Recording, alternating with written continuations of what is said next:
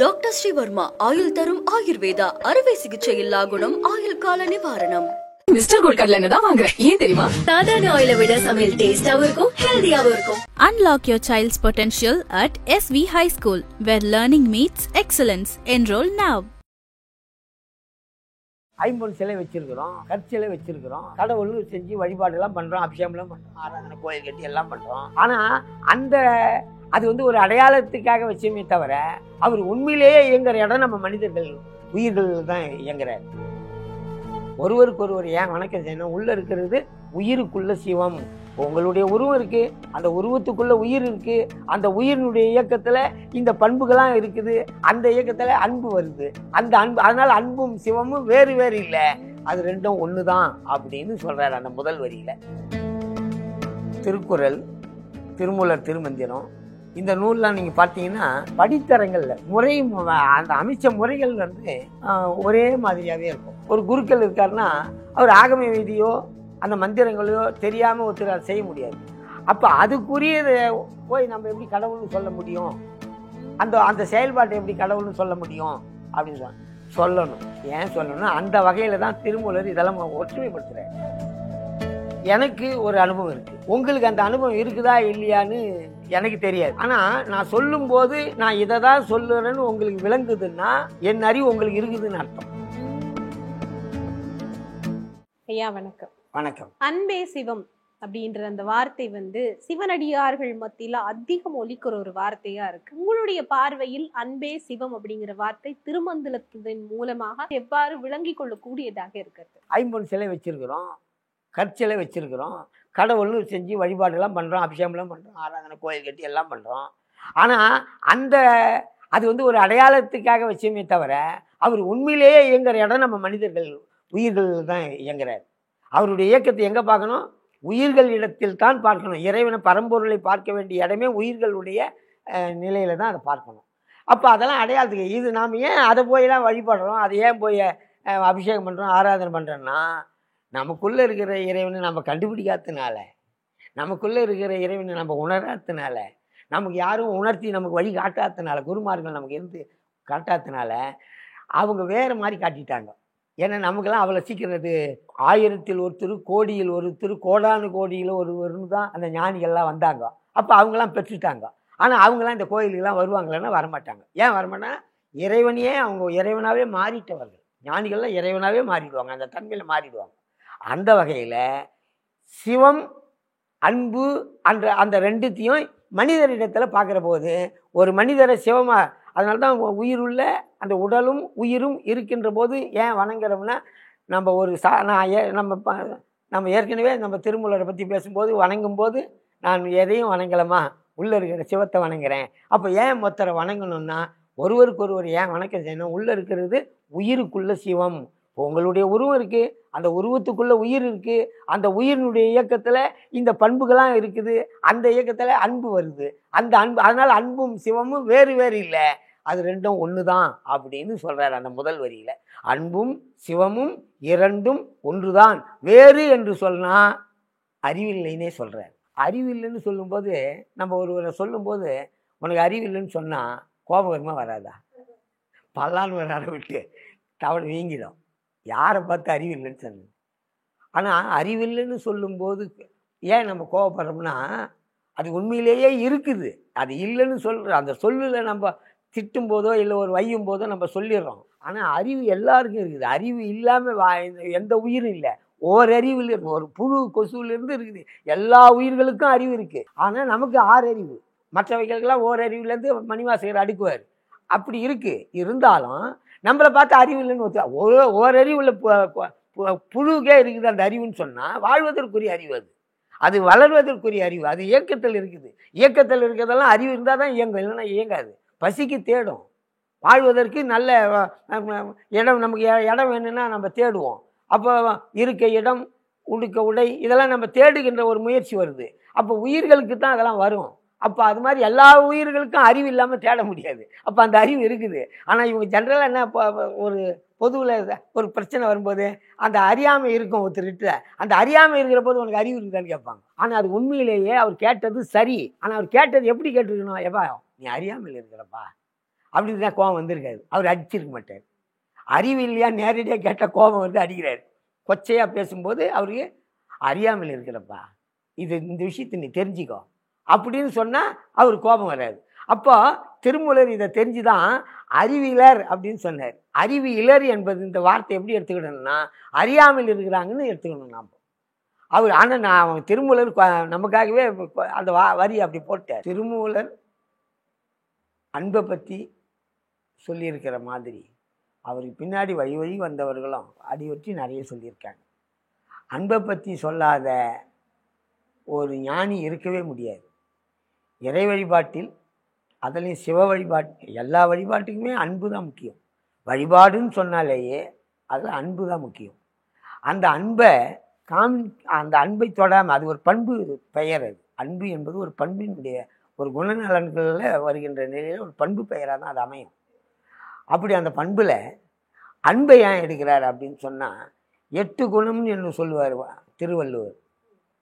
கோலில் பொறியில் குணமிலவே என் குணத்தான் தாளை வணங்காத்தாளின்னு சொல்லுவார். அந்த இறை வழிபாட்டுக்கே 8 அங்கங்களாக சொல்கிறார் திருவள்ளுவர். அந்த இறை வழிபாட்டில் முதல் அதிகாரத்தில் கடவுள் வாழ்த்தில் சொல்லுவார். அது அந்த திருக்குறளில் சொன்ன அந்த அன்பினுடைய அவர் ஒரு அன்புடைமைன்னு ஒரு அதிகாரமே வர தனியாக சொல்லுவார். பிறகு இந்த 8 சொல்லும்போது இந்த 8க்கும் 8 அதிகாரங்குது. அருள்னு ஒரு அதிகாரம், அருளுடைமைன்னு வரும், அன்புடைமைன்னு வரும். தொண்டுன்னு வரும்போது முயற்சின்னு வரும்.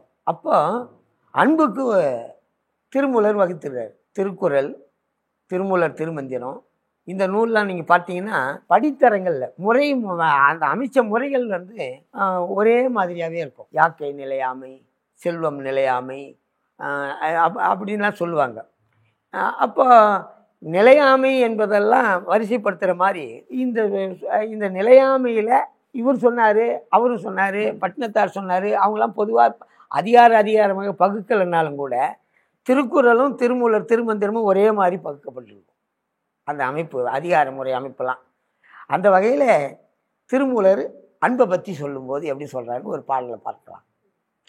அன்பும் சிவமும் 2 என்பர் அறிவிலர், அன்பே சிவமாவது யாரும் அறிகிலர். அந்த பாடலில் ஆரும் அறிகிலர்னு வரும். அதை படிக்கிற போது நான் ஏன் அதை புரிவதற்காக சொல்கிறேன். அன்பே சிவமாவது ஆரும் அறிகிலர், அன்பே சிவமாவது ஆரும் அறிந்தபின் அன்பே சிவமாய் அமர்ந்திருந்தாரே. இதான் பாடல். இந்த ஆரும் என்பதற்கு யார் ஒருவர்னு அர்த்தம், எவரும்னு அர்த்தம். அப்போ அன்பும் அந்த இது வருவார். அன்பும் சிவமும், சிவம் என்பது பரம்பொருள், இறைவன். அப்போ இறைவனும் ஒரு பண்புக்கு உரிய ஒரு பண்பினுடைய ஒரு அடையாளமோ எப்படி ஒன்றா இருக்க முடியும் அப்படின்னு ஒரு கேள்வி வரும். கட்டாயம் வரும், எல்லாருக்கும் வரும். இப்போ ஒரு தகுதின்னு சொல்லுவாங்க. அந்த தகுதி இருந்தால் தான் அந்த ஒரு உத்தியோகத்துக்கோ அல்லது ஒரு செயல், இந்த இப்போ ஒரு குருக்கள் இருக்காருன்னா அவர் ஆகம விதியோ அந்த மந்திரங்களையோ தெரியாமல் ஒருத்தர் செய்ய முடியாது. அப்போ அதுக்குரியதை போய் நம்ம எப்படி கடவுள்னு சொல்ல முடியும், அந்த செயல்பாட்டை எப்படி கடவுள்னு சொல்ல முடியும் அப்படின்னு சொல்லணும். ஏன் சொல்லணும்? அந்த வகையில் தான் திருமூலர் இதெல்லாம் ஒற்றுமைப்படுத்துகிறார். செயல்கள், செய்கின்ற செயல்கள் எல்லாம் இறைவன் செயல் என்று சொல்லுவார்.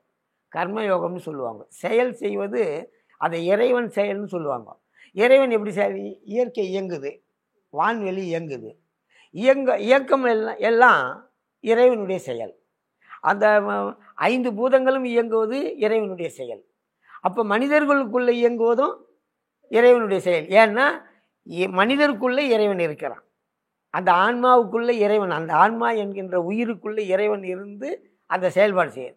அப்போ அந்த பண்பு நலன் ஒரு மனிதரிடத்திலிருந்து வெளிப்படுகின்ற போது அந்த பண்பே இறைவனுடைய செயலால் தான் அது வெளிப்பட்டது என்று கருதுகிறார் திருமூலர். அதனால்தான் அன்பையே இறைவனாக்கிறார். அந்த செயலே, அந்த தன்மையே, அந்த அன்பின் சொல்லினுடைய தன்மையே இறைவன் தான்றார். அதனால் அன்பும் சிவமும் 2னர். அப்போ இப்போ நீங்கள் இருக்கிறீங்க, உங்களை மட்டும் சொன்னால் ஒரு உருவத்தில் சரி, ஆனால் உங்களை நம்ம எப்படி, நீங்கள் உயர்வானவங்களா தாழ்வானவங்களான்னு எப்படி இது வெளியில் காட்டுறது? இப்போ என்னை எப்படி காட்டிக்கிறது நான்?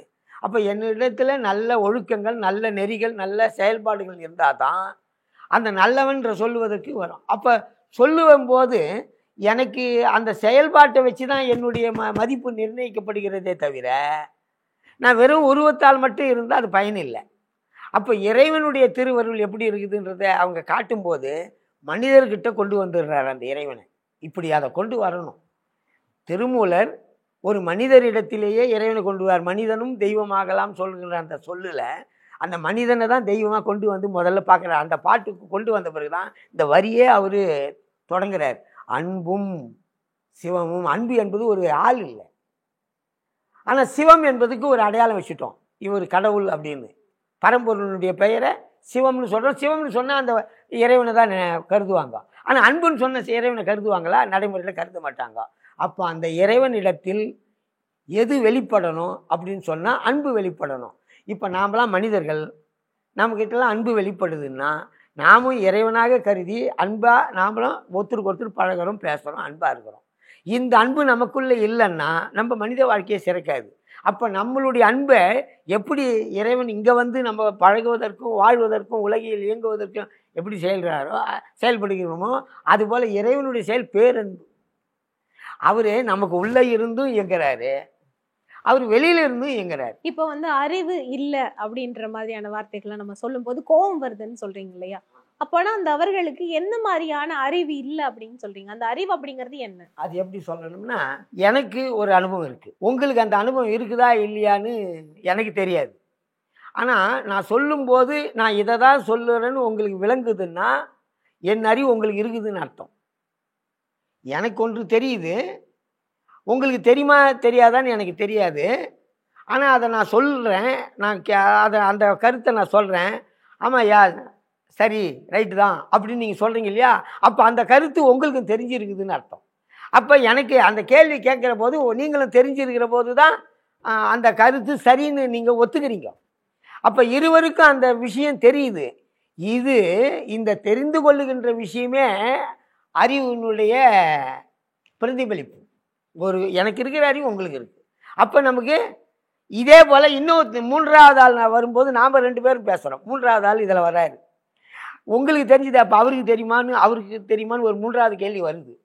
அவருக்கு தெரிஞ்சிருக்கணும்னு அவசியம் இல்லை. இந்த உலகத்தில் அறிந்து கொள்ளுகின்ற இந்த உலகத்தினுடைய வளர்ச்சியில் ஆதி முதல் அந்த வரை இந்த நிமிடம் வரையில் எவ்வளவோ அனுபவங்கள் ஒவ்வொருத்தருடைய வாழ்க்கையிலையும் நூல்களில் எல்லாம் வருது, படிக்கிறோம்.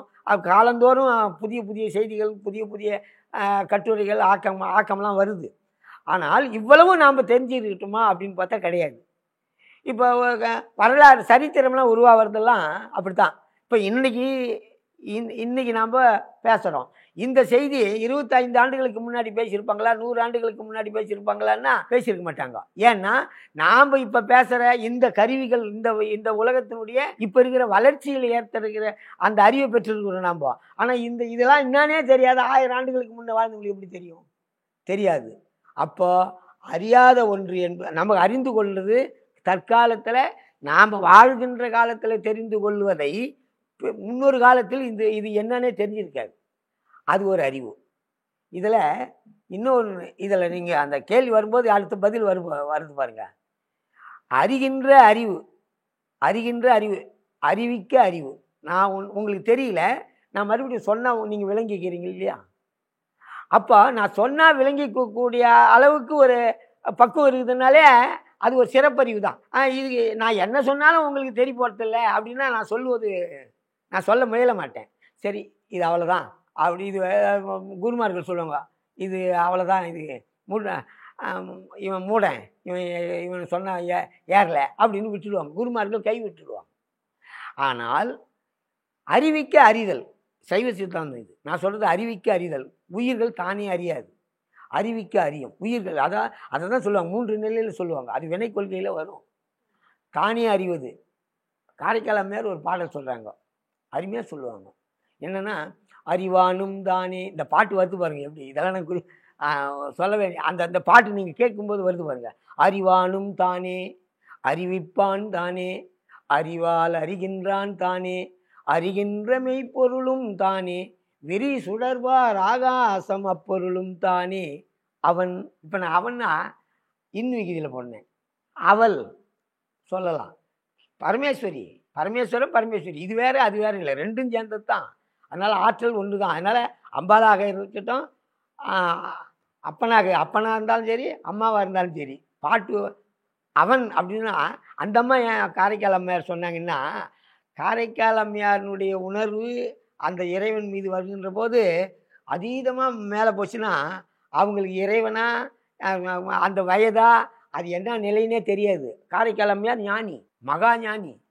அதனால் அவங்க அற்புத திருவந்தாதி பாடிக்கிறாங்க. அந்த பாட்டுலாம் நம்ம தேவாரம் திருவாசகத்துக்கு மேலே ஒரு படி கூட நிற்கும். அது ஏன்னா தத்துவத்திலேயே அவங்களும் பாடுறாங்க. அதனால் இந்த திருப்பாடல்கள்லாம் பார்த்தோம்னா எல்லாத்துலேயுமே சிறப்பு. அதனால தான் அது திருமுறையில் சேர்த்துட்டாங்க.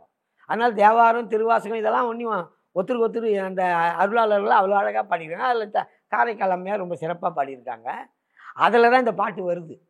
அதனால் அறிவானும் தானே என்பார். இப்போ ஜடப்பொருளாக அந்த ஜடப்பொருள்னு சொல்லுவேன் நான். அதை எப்படின்னா கல், ஐம்பொன் சிலை ஜடப்பொருள் தானம்மா.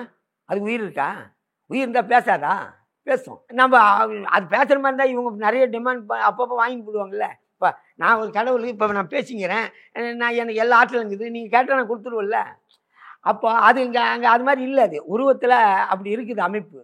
ஆனால் அதனால தான் காரைக்கால் அம்மையாருக்கு இதெல்லாம் விவரம் தெரிஞ்சு தான் அவங்க நேரடியாக வந்துட்டாங்க. எங்கே வந்துட்டாங்க? மனிதர்கிட்டயே வந்துட்டாங்க.